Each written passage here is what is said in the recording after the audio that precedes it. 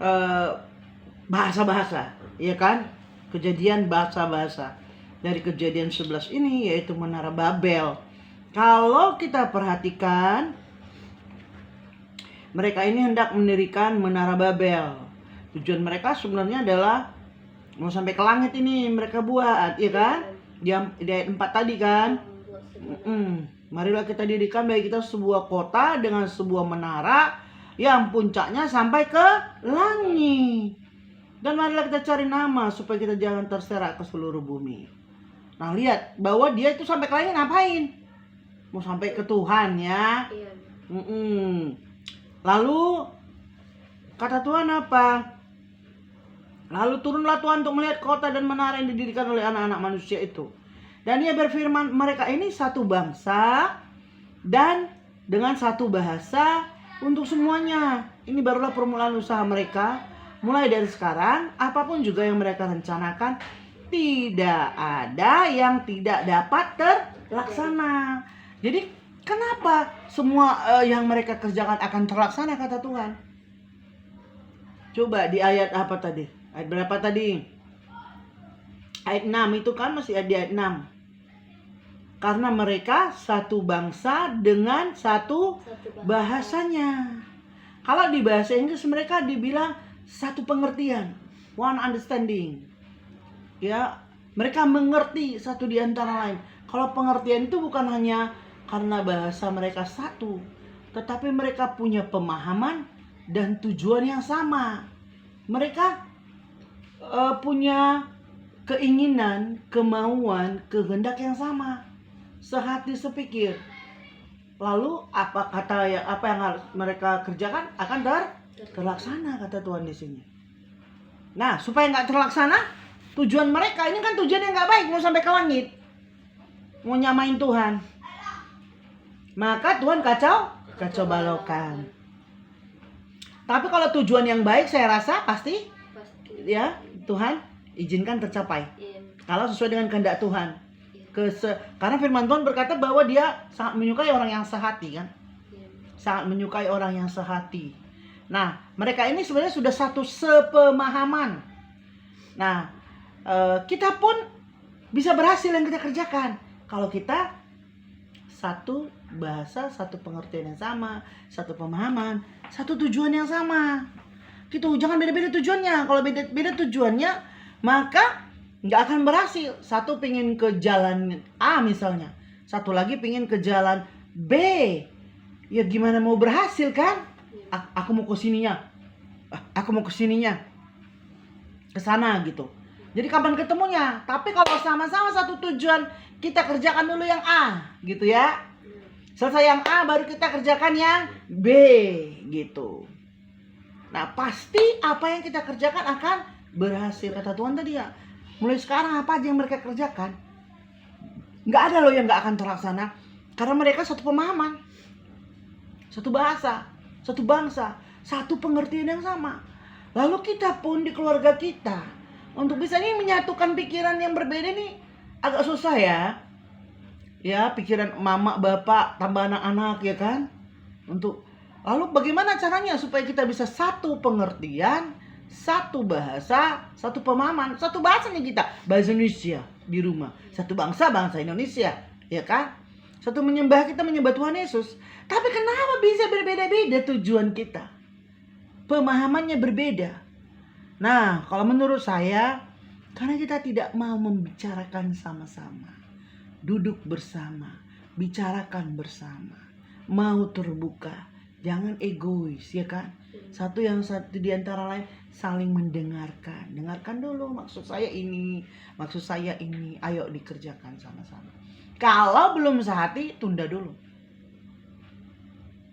Karena seringkali kalau nggak sehati, itu nggak jalan ya. Hasilnya nggak maksimal lah. Bisa saja terjadi, tetapi hasilnya nggak maksimal, nggak sesuai dengan yang diharapkan. Nah, tetapi kalau satu pemahaman, tujuan sama, yang dikerjakan sama-sama lah kita mau belajar mengerjakannya, ayo gitu. Meskipun kita belum profesional kali ya mengerjakan sesuatu, tapi kalau udah satu tujuan yang sama, pasti berhasil. Apapun yang mereka kerjakan, tidak ada yang tidak terlaksana. Seringkali kan ini ya, kita apalagi kita orang Batak, begejo, hanya dia yang mau didengar ya. Begejo, hanya dia yang mau didengar, tapi dia nggak mau mendengarkan orang lain. Bagaimana mau tujuannya bisa satu? Iya kan? Duduk bersama, saling keluarkan pendapat, saling bagikan pendapat, sampai akhirnya nanti satu tujuan. Jangan mau menang sendiri. Bagikan pendapat, apa tujuannya, bagaimana caranya, untuk apa kita kerjakan itu. Duduk bersama, itu yang sangat perlu kita pelajari di rumah, di keluarga kita. Nah, orang tua kan seringkali nggak berhasil kan, karena apa? Karena nggak mau mendengarkan. Karena apa? Karena nggak mau merendahkan hati satu di antara yang lain. Karena apa? Karena merasa pendapatnya yang paling benar dan merasa aku ini loh yang paling tepat dan harus ini yang dilaksanakan. Sehingga ini apa? Yang satu belum setuju udah dijalankan. Nggak terjadi. Kalau itu pun terjadi, dia nggak maksimal dan nggak menghasilkan keuntungan. Bahkan seringkali menghasilkan kerugian.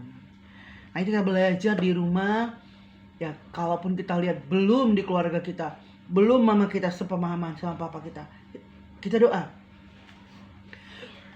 supaya mereka punya kesepemahaman ya, supaya mereka punya kesehatian, supaya mereka punya bahasa yang sama, pengertian yang sama, dan bagaimana mengungkapkan pendapat, sabar mendengarkan, ya kan?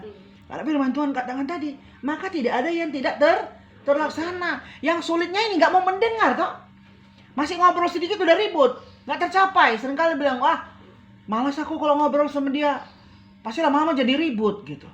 Enggak lah, seharusnya kita berani ungkapkan pendapat kita, jangan emosi juga, jangan terus bete, jangan terus langsung apa sih, seperti itu pendapatku, langsung nggak menerima pendapat orang lain. Dengarkan dulu. Kalau menurut kita pendapat orang lain itu nggak tepat, ayo kita kasih pendapat kita dengan argumennya, dengan apa sebenarnya tujuannya, dan apa hasilnya, apa jalannya, apa yang caranya, bagaimana mau mengerjakannya, ya kan? Itu kali-kalinya berapa dana yang dibutuhkan, berapa yang dihabiskan, dan apa keuntungan dari membeli ini, ya, atau apa keuntungan dari bukit usaha ini, bagaimana caranya supaya beruntung, kan gitu. Nah, ini yang penting sekali harus dibangun di dalam sebuah keluarga. Kalau saat ini orang tua belum bisa, bagian kita harus terus berdoa ya. Jangan pernah menyerah. Berdoa sampai mereka itu bisa bersatu, bisa sepemahaman, pengertian yang sama. Bisa duduk bersama-sama, bicarakan sama-sama, mendengarkan sama-sama. Ya kan? Ini yang perlu dibangun. Nah, kita sebagai anak doakan. Gak apa-apa kasih masukan, Pak. Cobalah dengarkan dulu mama. Mama juga gitu. Ma, coba dengarkan dulu kakak kita ini. Jangan terus emosi. Aku di tengahnya aku, biar sama-sama kita berhasil. Biar keluarga ini bahagia. Pelan ngomongnya. Jangan takut ditolak. Mungkin satu kali kamu gagal, ditolak oleh mereka, doakan lagi. Sebelum kau sampaikan, doakan lagi. Ya. Jangan juga ketika kau ditolak kau langsung bete, ya kan? Oh, malas kalau tak ada dengarkan ini. Lalap itu dia aja mau didengarkan. Oh, keras kepala kali, jangan, ya kan? Terus katakan firman Tuhan. Terus doakan. Apa yang kau rindukan terjadi pada orang tuamu, maka katakanlah seperti itu. Kalau kau berharap orang tuamu rajin, katakanlah bahwa orang tuaku rajin beribadah, rajin bekerja. Apa yang mereka kerjakan beruntung dan berhasil. Ya kan? Kalau kau rindu untuk keluarga kita bersatu, aku percaya keluargaku bersatu. Karena apa? Kita udah belajar kan bahwa perkataan-perkataan kita itu ada sebuah doa. Dan itu adalah kehidupan. Amin. Jangan pernah menyerah. Inilah seperti yang tadi kau baca. Kita baca sama-sama sekali lagi. Berapa tadi, ayo? Ayat 6 ya kan? Yuk sama-sama kita baca. 1, 2, 3 ya. Dan ia berfirman, mereka ini satu bangsa dengan satu bahasa untuk semuanya. Ini barulah permulaan usaha mereka. Mulai dari sekarang, apapun juga yang mereka rencanakan, tidak ada yang tidak dapat terlaksana. Iya, tapi dikacaukan Tuhan karena apa? Karena tujuan mereka salah. Saya percaya kalau tujuan kita benar, tujuan kita baik, sesuai dengan kehendak Tuhan, pasti tercapai. Amin. Ya, haleluya. Yuk, mari kita doa untuk keluarga kita.